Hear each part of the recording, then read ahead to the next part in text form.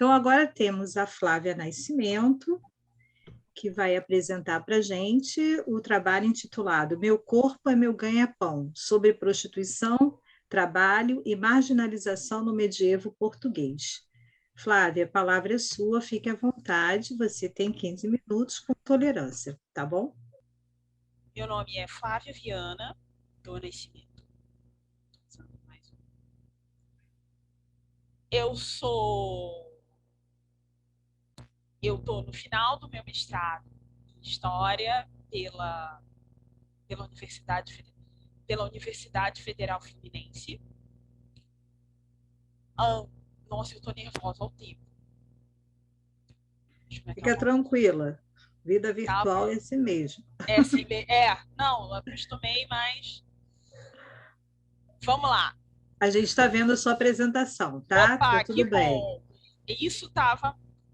A apresentação minha é intitulada Meu Corpo, Meu Ganha-Pão, sobre prostituição, marginalização e trabalho no medievo português. Para começar, até para já dar uma adiantada, que eu estou tratando na minha apresentação de hoje é só uma partezinha do que eu estou fazendo no meu mestrado. Fazendo já para entregar de vez, despachar isso logo, no meu mestrado sobre orientação da professora Carolina Fortes. Aliás, adoraria que ela estivesse aqui.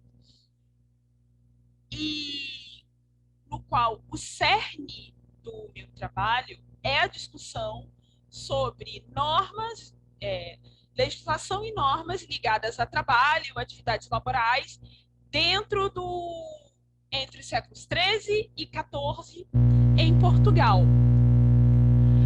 Só que tem uma coisa,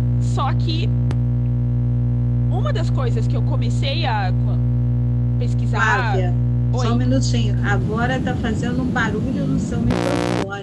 Ih, caramba, já sei o que você eu vou consegue fazer. ajustar, só um pouquinho.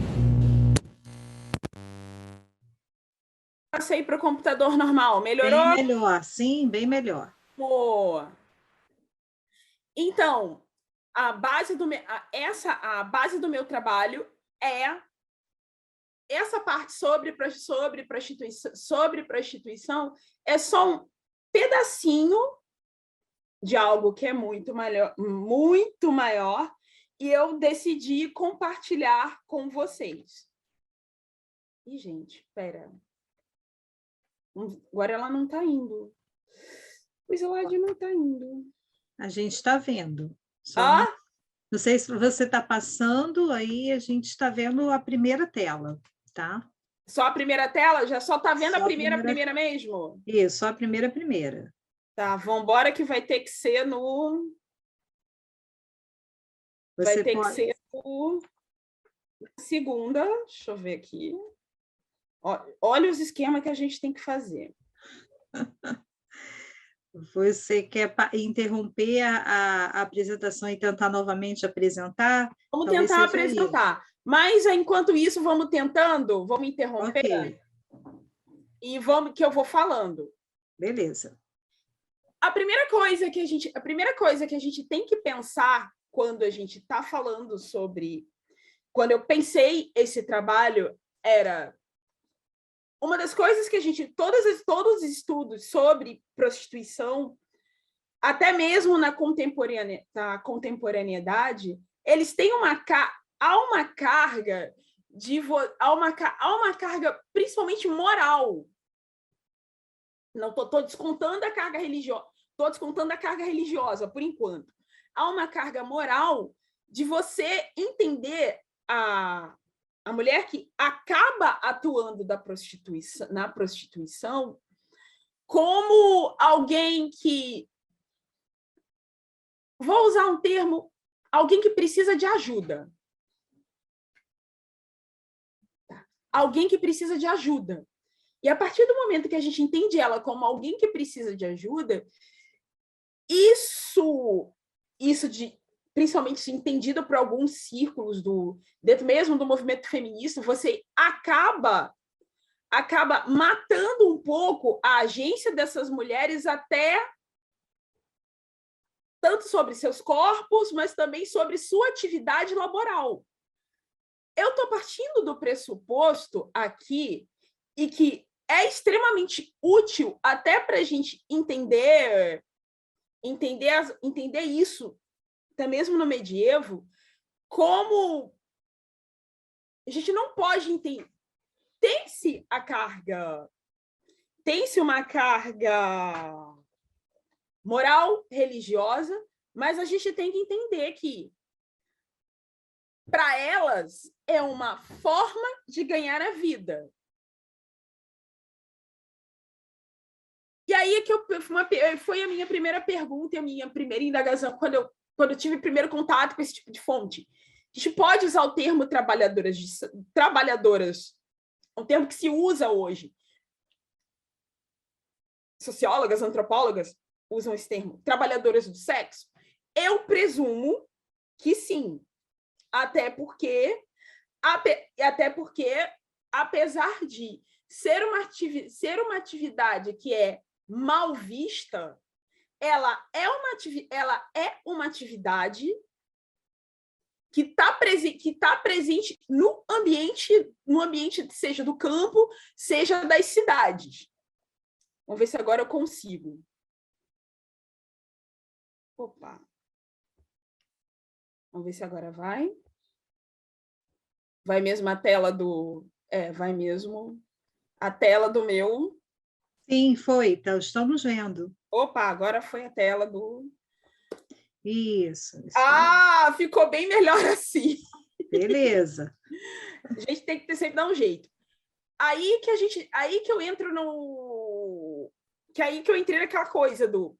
A gente tem da mulher, da questão moral, a questão da mulher da vida, o termo chulo pode ser falado, é permitido, porque ele aparece em fonte. Sim, pode. Puta. Hoje em dia, puta é um termo muito leve, pode falar à vontade. A mulher alcoviteira, isso é mal visto. Também tem a questão da carga religiosa. A Madalena, a prostituta, a pecadora arrependida, ou a mulher que está, ou mesmo dentro quando você olha as pesquisas sobre a história das mulheres no medievo, aquela que está sujeita ao pecado. E aí é o que eu falo, que a superação, para a gente entender isso melhor, a gente tem que entender a superação do estigma, entender a prostituição como atividade precarizada. Mas eu vou usar um termo melhor, baseado num dos autores que eu uso para definir, que é o Bronisław Geremek, marginalizada. Primeiro, a gente também tem que... A gente não dá para entender a relação sobre prostituição se a gente não entender o próprio... O que são essas mulheres? O que são as mulheres durante o medievo?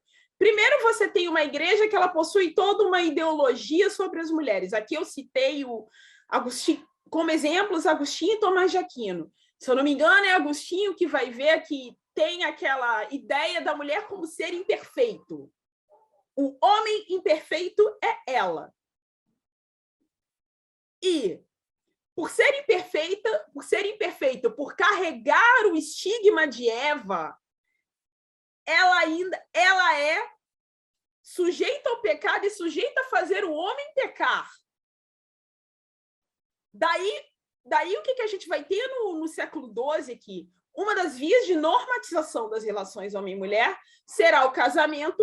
A outra forma é a vida religiosa.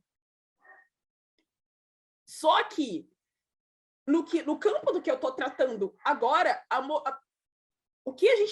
mulher, quando ela recai na prostituição, ela está fugindo completamente daquilo que entende-se e entendeu-se como a norma social para as mulheres e está reforçando o estigma de uma categoria que, se eu for pegar, ela já é marginal, ela já está à margem, com ressalvas. Por exemplo, uma mulher que ela... Aí eu coloco com ressalvas, por quê? Uma mulher que ela está presente dentro de um monastério ou mesmo dentro de uma família aristocrática, ela tem possibilidades de agência dentro dessa sociedade maiores, talvez, que mulheres de estratos mais populares que estão nas cidades. E aí, me permito, e aqui nesse caso, o hábito, me permito citar algo que a Christine Klapisch-Zubek fala naquele verbete do masculino e feminino no artigo masculino e feminino que está no dicionário, no 2º volume. Se quiser compreender como a sociedade medieval articulou o masculino com o feminino, deve-se considerar esses comentários sobre a inferioridade das mulheres e sobre a natureza da mulher, a ladainha de seus defeitos e o exemplo que corroboram os argumentos que corroboram os exemplos dados. Ou seja, a gente não pode entender... A Klapisch-Zubek está comentando sobre essas relações e também muito pela ótica tanto dos pais da igreja, da maneira que os homens veem as mulheres dentro dessa sociedade. Aí que eu vou entrar no conceito de marginalização, que aí eu estou usando o que o Bronisław Geremek ele coloca em algumas das obras deles, isso vai estar no Filhos de Caim, no livro sobre os marginais de Paris, no livro dele sobre os marginais de Paris, no artigo que ele escreve sobre o marginal na coletânea O Homem Medieval, do Jacques Le Goff, que a gente tem que entender a marginalização como efeito da desorganização social do século XIV, aí eu já adianto a resposta. Não, porque a gente já tem categorias que estão à margem, seja pela religião que praticam ou pela posição na sociedade antes disso. E aí, para definir, usando o basicão do Geremek, que marginal durante a Idade Média é aquele que está à margem da sociedade. Quem são esses sujeitos marginais? Nós podemos caracterizar como o vagabundo, o bandido, o leproso, a prostituta, o mercenário de guerra, o mendigo, o que pratica atividade infame, o herege, o judeu, o muçulmano. E aí que a gente vai já entrar mais rapidinho na questão da prostituição.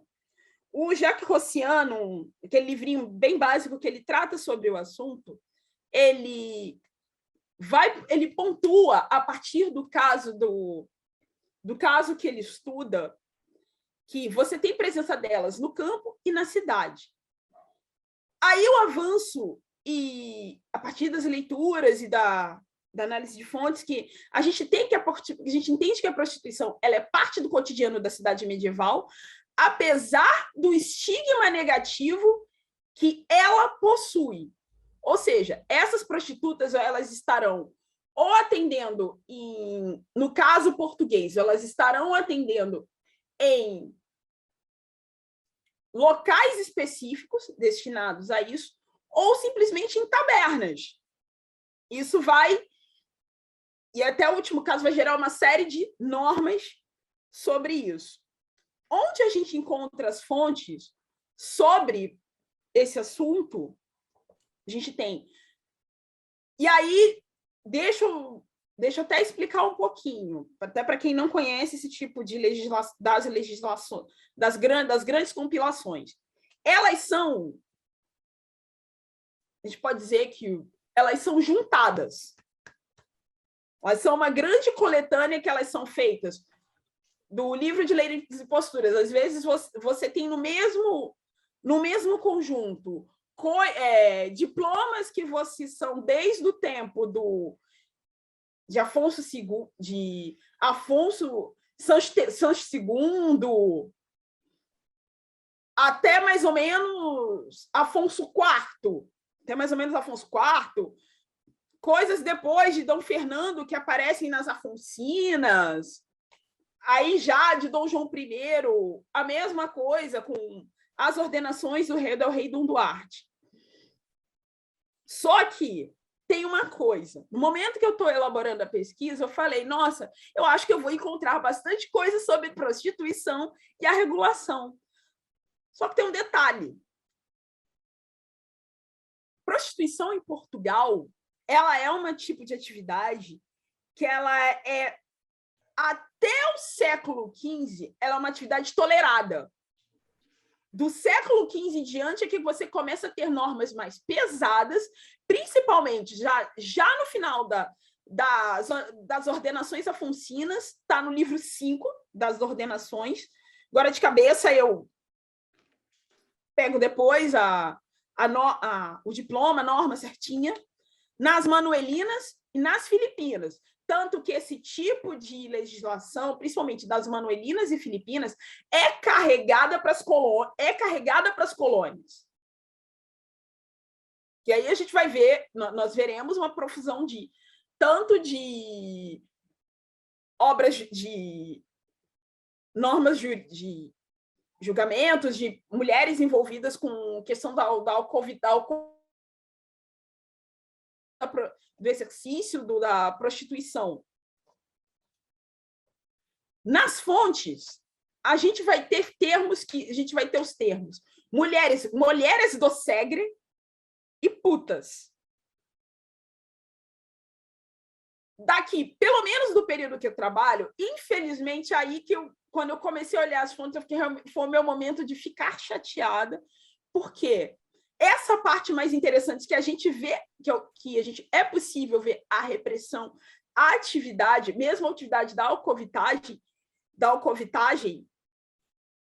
para quem não sabe, a alcovitagem ou rufiania é você explorar alguém sob a Constituição,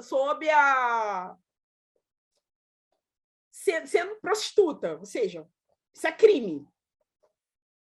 Flávia, 5 minutinhos, tá bom? 5 minutinhos, tá, vamos embora. E o que eu trouxe aqui bem rápido, e logo que eu peguei o menor trecho, é a lei do vestuário das prostitutas, que basicamente a gente tem uma das normas já de meados do século XIV, do período do Afonso, já agora 1300, ela é por volta de 1300 ou um pouco 1300, década de 1300, já é Afonso IV, que você está normatizando como elas devem se vestir. Isso é uma lei que ela faz bastante sentido no âmbito das cidades portuguesas. Por quê? Você não pode ter mulheres que são as ditas mulheres do Segre se vestindo como mulheres, vamos aqui, entre aspas, normais. Tem que se ter algum tipo de roupa, sendo que a questão do luxo para elas é mais importante, porque você tem que mostrar o corpo ou mostrar os seus dotes para que isso se torne, você atraia os clientes. Então, a guisa muito rápido de conclusão, a gente pode entender que esse tipo de lei ela surge no momento que a gente que esse Estado português está se estruturando e, portanto, normatizar sobre o cotidiano permite entender. Para a lei sair, você tem toda uma série de discussões ela passou por discussões do campo da cidade, isso foi para conselho, e que essas relações entre setores urbanos e chancelaria real foi no limite.